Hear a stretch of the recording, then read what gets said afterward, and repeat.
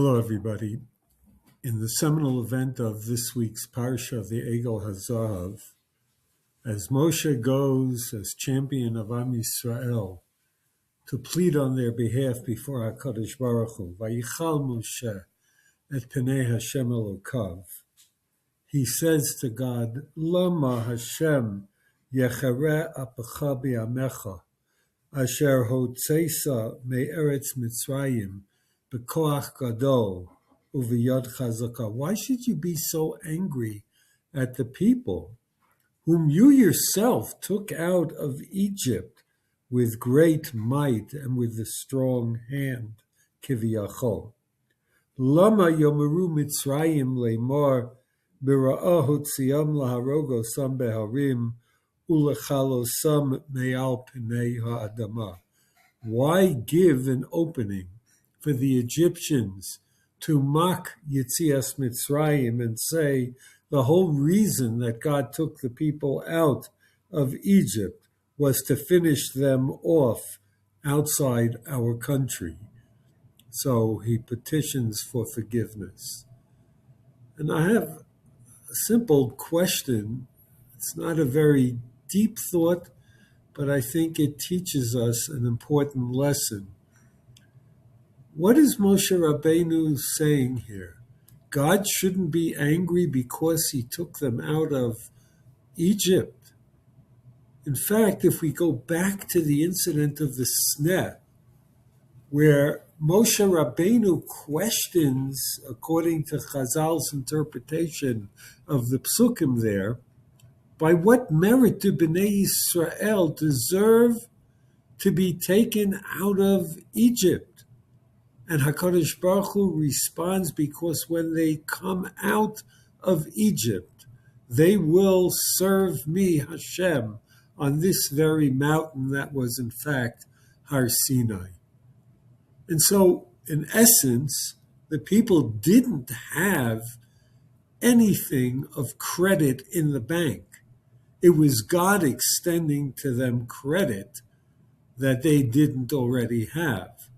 An IOU, if you will. I will take you out.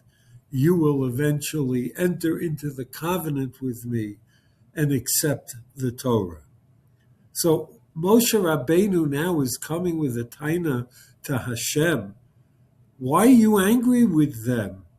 You took them out of Egypt. Adarabah. That's even more reason for God to be angry. They had no merit by which they deserved to be taken out of Egypt. God extended credit to them, and they didn't appreciate it, and now they rebel against him with the fashioning of the Egel HaZahav. But I think that perhaps what Moshe's argument is not as it appears on the surface. He's saying to HaKadosh Baruch Hu, where did these people come from? Did they come from the Slobodka Yeshiva? Did they come from Volozhin? Did they come from an insulated, holy, spiritual Jewish ghetto? No. Where did these people come from, Ribono Shel Olam?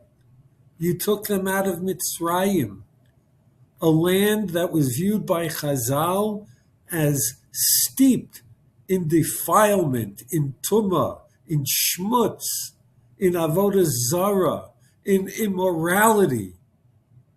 You think that environment didn't impact and affect the people? You think abracadabra, because you took them out, all of a sudden they will see the light?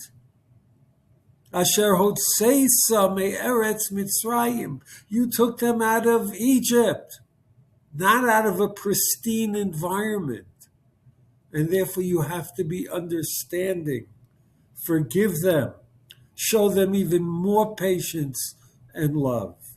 And in fact, that perhaps is part of the wandering for 40 years, to enable the people, when they do eventually enter Eretz Yisrael, to have learned a new way of life, of fidelity to HaKadosh Baruch Hu, to be rid of the decrepit influences that come from Egyptian society, to ready them to do spiritual battle with the environment of Canaan in Eretz Yisrael. And the lesson, I think, for us is that when we look at other people, things are not always as they appear on the surface. We have to understand their background, their upbringing, their circumstances, their environment. Everything impacts all of us. And therefore, when we look at other people, we have to do so with a generous eye to try to understand the person standing before me, what made him or her the way they are, to show greater empathy, greater sympathy, greater identification with what were perhaps the struggles of the person before us, to show a more generous spirit in understanding someone else. Shabbat Shalom u'mevorach.